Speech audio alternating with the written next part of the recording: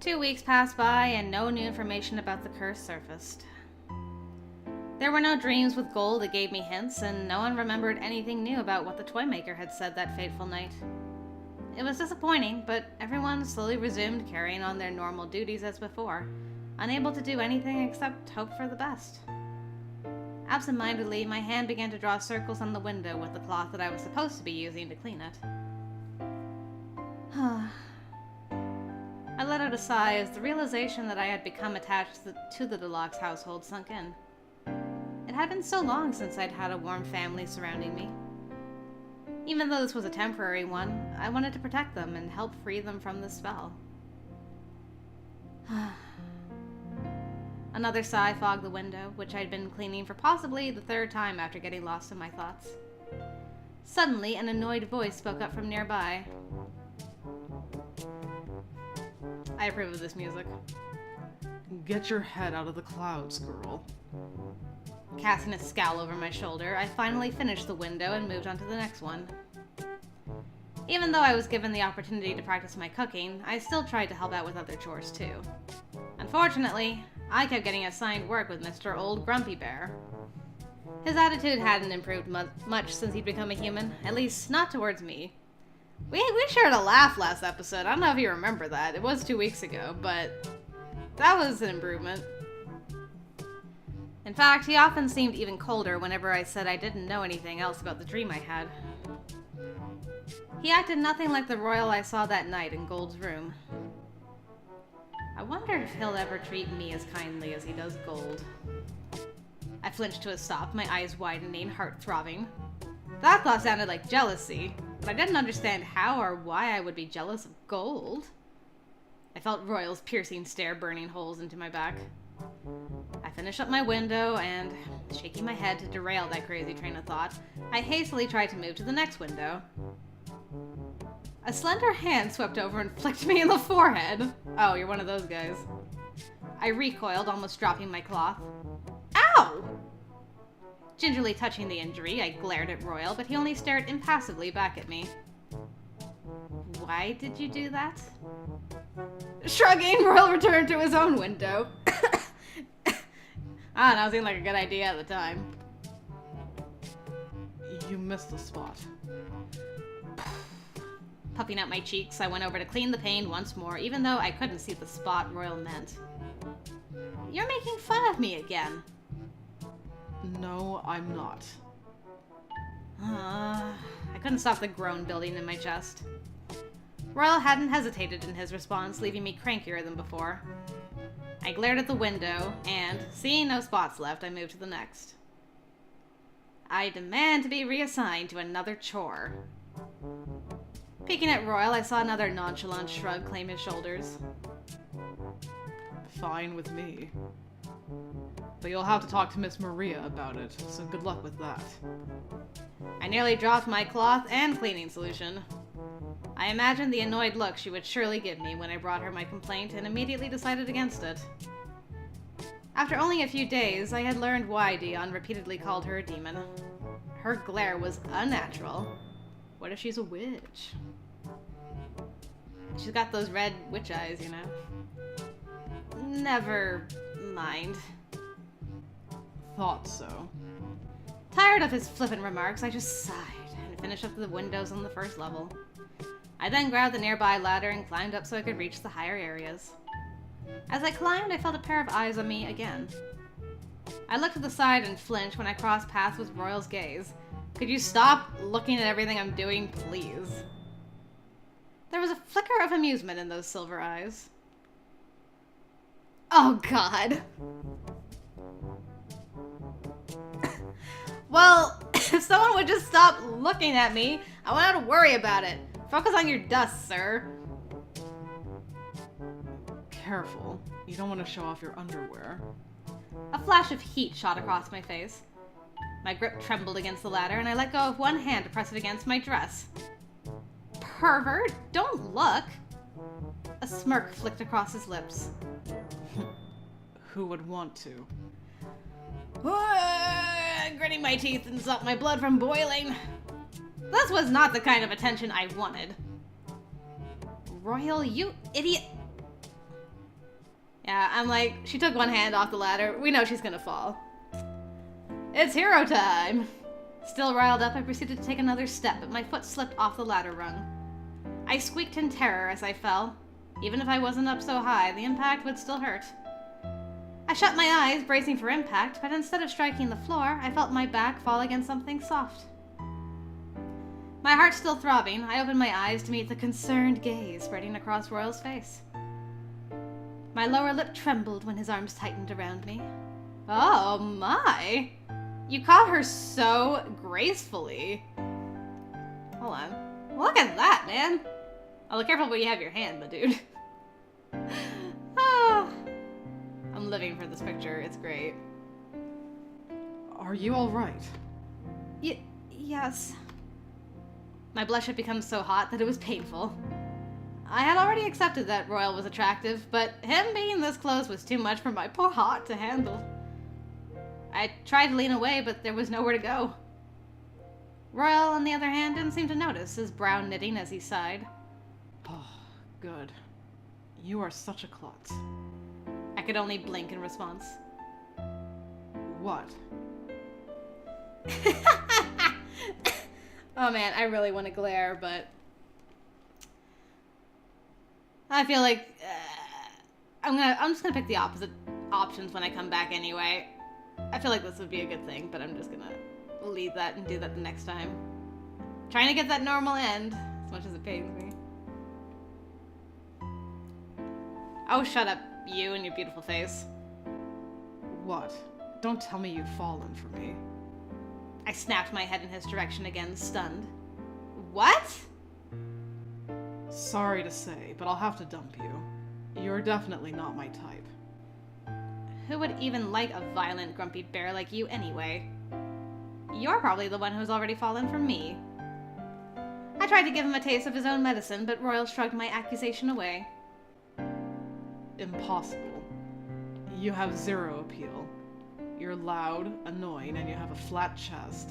Well, thanks for glaring at my chest for days, sir. How do you know I have a flat chest? Everyone will mistake you for a guy. My face burned. Excuse me? Are you blind?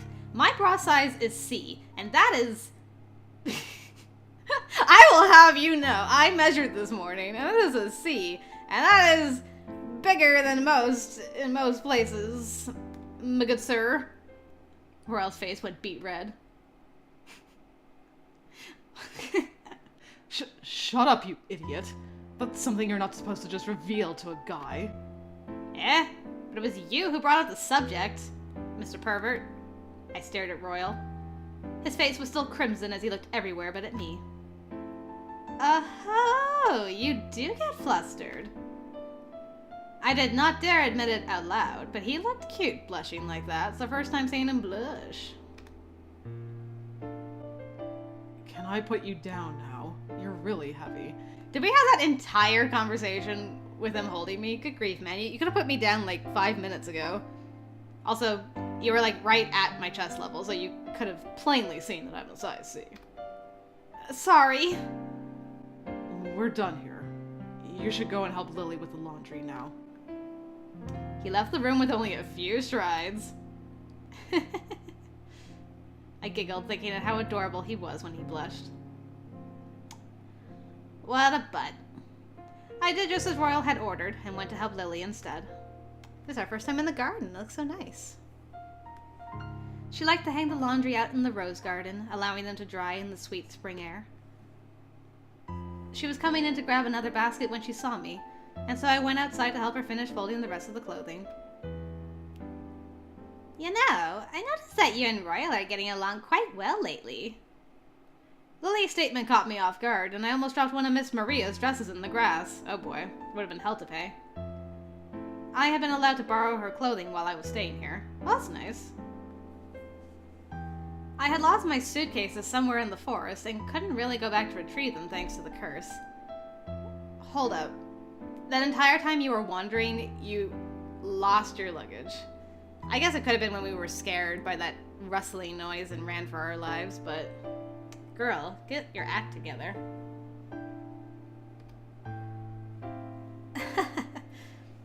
Chuckling at the ridiculousness of her statement, I waved a hand dismissively in Lillie's direction. Your eyes are deceiving you, Lillie. Me and Royal getting along? If that happens, the world might just end tomorrow. Her ponytail bobbed as she tilted her head. Then she giggled and flashed me a grin as she gently folded one of Saul's shirts into a perfect square. It seemed like she was putting more care and feeling into handling Saul's clothes than anyone else's. Lillie interrupted my amused observation of her work. Trust me, Royal has a rather weird way of showing how he cares for others. I expressed my exasperation with a sigh and a shake of my head, carefully folding the remaining pair of slacks into my basket. I think he hates me. He's been bullying me non-stop since I came here. Lillie winked at me playfully. That means he's fond of you. I stared at her, my mouth twisted in a frown. No, he's not. Don't be silly. I know that he acts cold to people around him, but deep inside, he cares about everyone a lot. I flashed Lillie an incredulous look, joining her in lifting up the baskets in order to bring the laundry inside. Though she had been teasing me only a minute ago, her next sigh was soft and sad. It may not look like it, but Royal is afraid of being left alone. Eh? Seriously? We started to walk a little slower. I kept my eyes on Lillie, surprised, but not as shocked as I had been with her opening statement. It was just hard to believe that someone with an attitude as cranky as Royal's wouldn't want to be left alone. Lillie's gaze softened as she spoke again. It's the attitude of someone who is often left alone and tries to put on the front that, I don't care, it's fine, I didn't want to hang out anyway. Baka. His parents died when he was only 4, and he was left under the care of our previous butler. He was always so quiet back then, keeping his head lowered all the time. I suddenly understood what Lillie had meant. Royal tended to be abrasive, but he was really just afraid of getting close to someone only to lose them. Lillie continued with a sad, nostalgic smile. Lady Gold was the one who lowered Royal's defenses. She was so persistent on becoming his friend, but Royal wasn't used to getting all that attention from the young heiress. I glanced at Lillie again and saw how bright her smile had become as she spoke about Gold. I couldn't help but wondering just how wonderful Gold must have been to have so many love her. Lillie laughed, breaking me out of my thoughts. Royal would blush so hard that Lord Dion would tease him endlessly. That's the start of their interesting but weird relationship. So, everything started for Royal because of Gold. No wonder she's so special to him. I can't impose on a bond like that. I don't want to, as much as I love this boy. The heaviness started again, and I was glad the basket prevented me from reaching towards my aching chest. Why do I feel this way every time I think about his relationship with Gold? Royal really treasures those who are important to him. Would you believe that he used to smile a lot?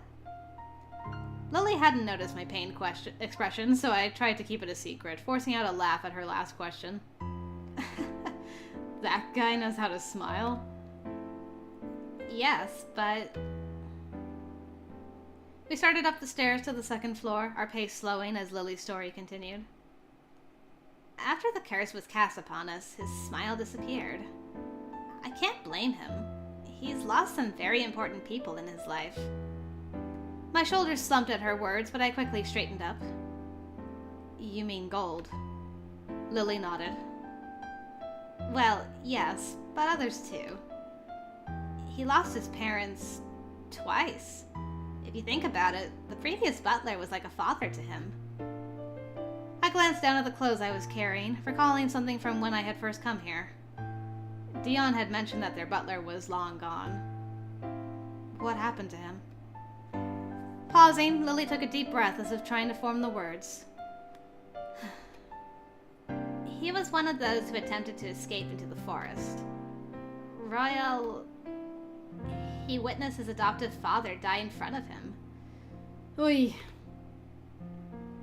This boy's got too tragic of a backstory. I can't handle it, Lillie. Stop right there, please. I flinched as tears began to blur my vision. I willed away that same painful memory of my father's death. Oh no, now we're bonding. Got the same experiences. Well, we were toys at the time, so no one felt pain when they died. Still, it was awful. One moment they were with us, and the next they were gone. Trying not to dissolve into sobs of empathy, I didn't lift my foot in time and fell forward on the stairs. Oh no. Ow! My attempt to protect the basket failed, and I ended up spilling all of the laundry over the hardwood floor. Oh no! Miss Aura, are you alright? Giving her a yes, I set the basket down and moved to quickly refold the clothes that I'd scattered. Lillie placed her basket aside and helped. As the pile slowly reduced, I had noticed a small, beautiful dress adorned with delicate lacing and trim laying in the heap. Oh, this is beautiful. Did you make it? Lillie shook her head as she took it into her lap, folding the dress to prevent wrinkles from forming before it could be hung up. Oh no, I'm actually very bad at sewing. Believe it or not, this masterpiece is the work of Prince Saul. He really outdid himself on this one. Even as Lillie placed the dress back in the basket, I stared at it, awestruck. The pattern was so intricate. Back when Royal entered his arm as a teddy bear, I hadn't expected that what Saul meant by knowing how to sew also included designing dresses, too. Wow, so talented.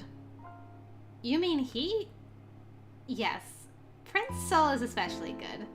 He has been fond of designing clothes since we were young. When Lady Gold turned into a doll, he felt helpless, but decided that she should at least be able to wear a beautiful dress every day until the curse was broken. That is so sweet. I clasped my hands together and sighed. It was sweet of Saul to dedicate his time to creating new clothing for his sister. Even with her heart locked away somewhere, I knew Gold must be able to feel the love from the special people in her life. That's amazing. Nodding, Lillie resumed folding the clothes I've dropped. I quickly started again as well, though I looked over to her when a small sigh escaped her lips. I'm like, oh no, she's like, if only he would just give me a knitted handkerchief. I would treasure it forever. How I wish he'd sew a dress just for me. Lillie hugged a second dress to her chest, her eyes gazing at it longingly. Have you told him? Regaining her senses, her hand swiftly folded the dress and then moved on to the next article of clothing, but not before casting a sideways glance at me. Told him what? Your feelings. You're in love with him, aren't you? She rushed forward in alarm and leaned over the laundry basket between us so she could press her hands over my mouth. Her cheeks flushed scarlet in an instant. How did you know? Am I really that obvious?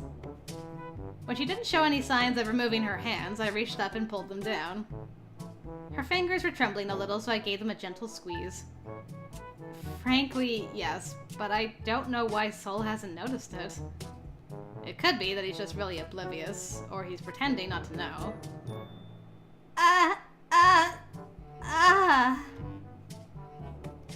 Her blue eyes opened wide, her pupils contracting to pinpricks in the light.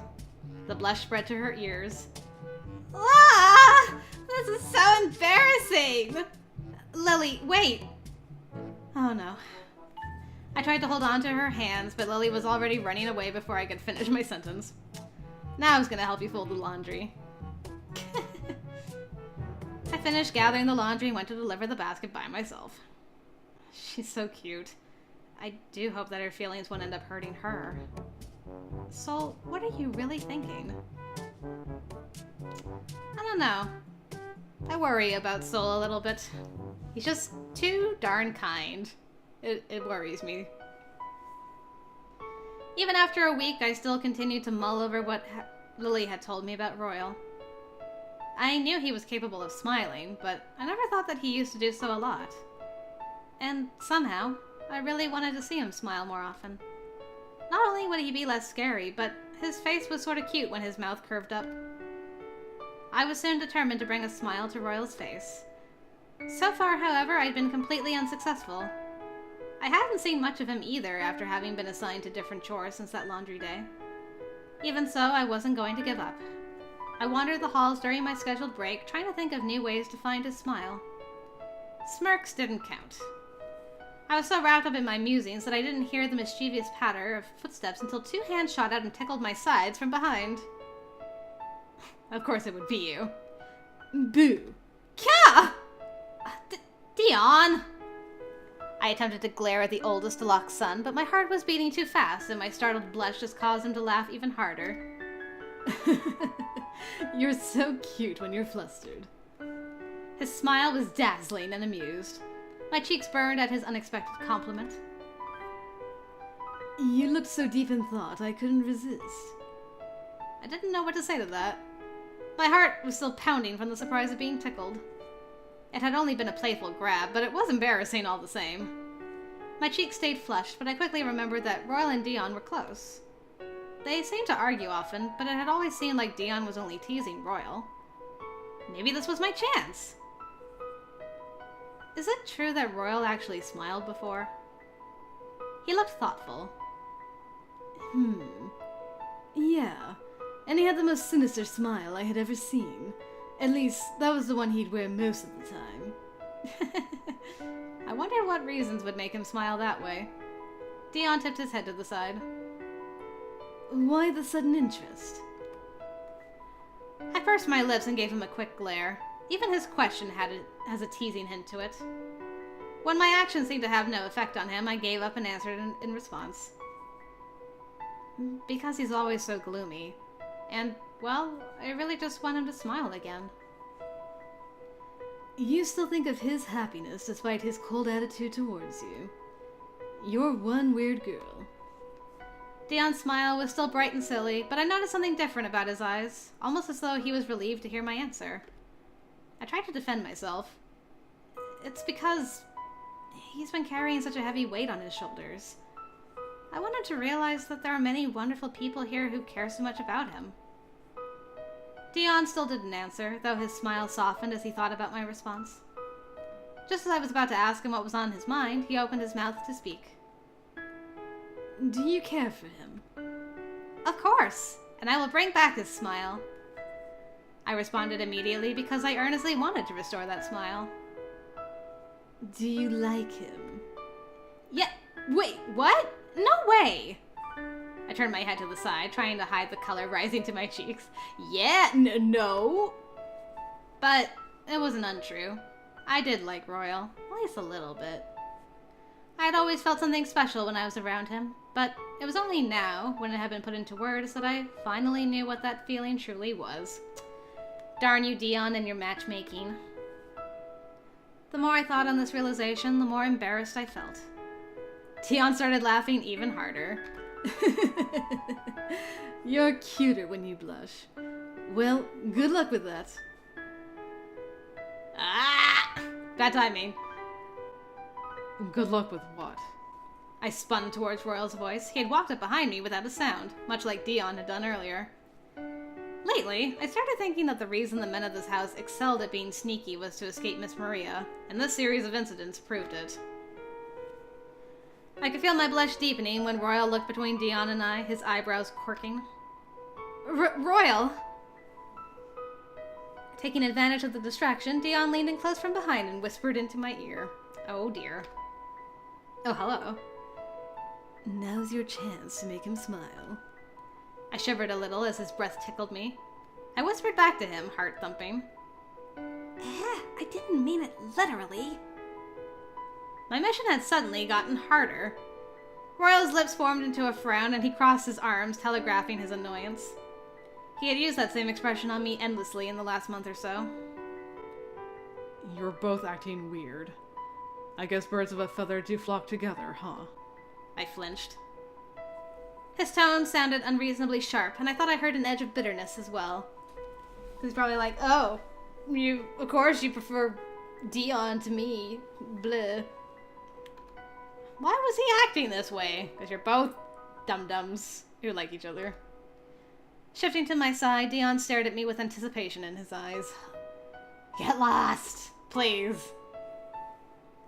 I noticed Royal's nose crinkle, but I had to face Dion first. What? You have a mission to do. Right. Beaming, Dion set his hands on his hips in anticipation of my first move.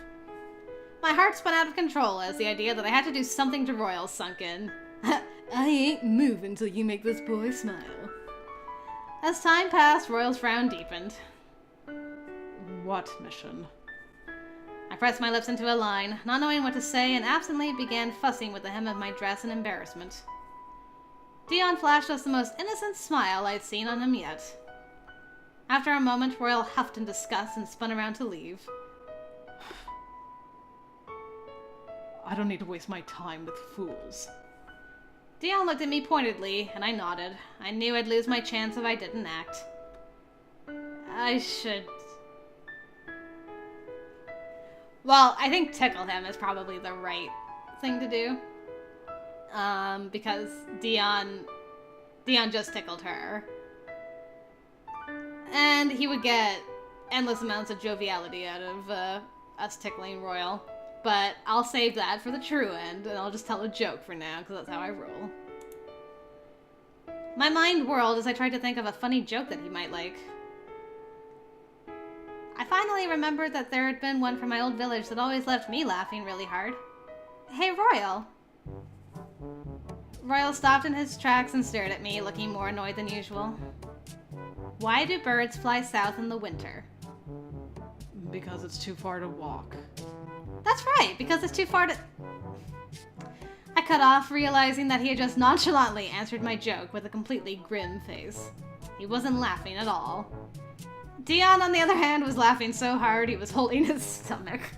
Well, I'm glad someone appreciates me. That was gold! I've heard that joke before, but the way Royal answered it just made it even funnier.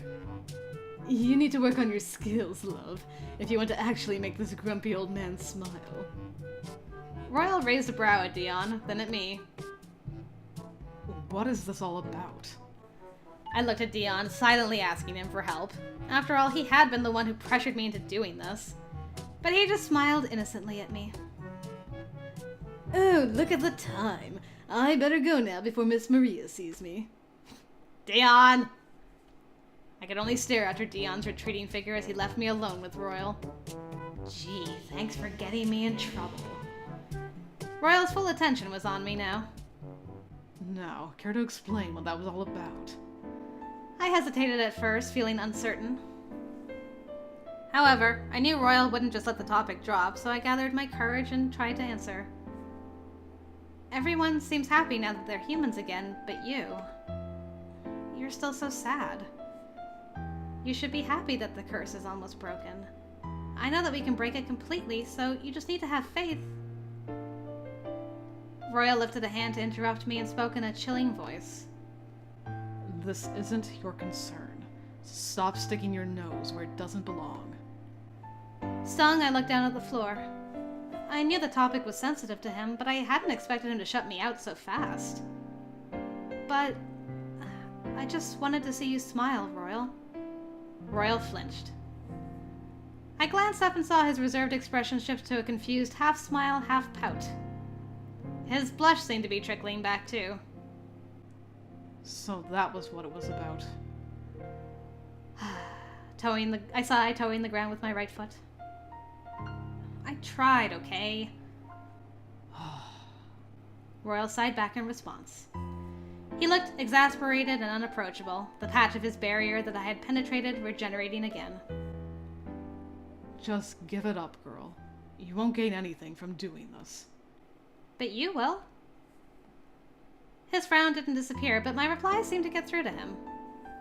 His eyes widened and his brow wrinkled in confusion.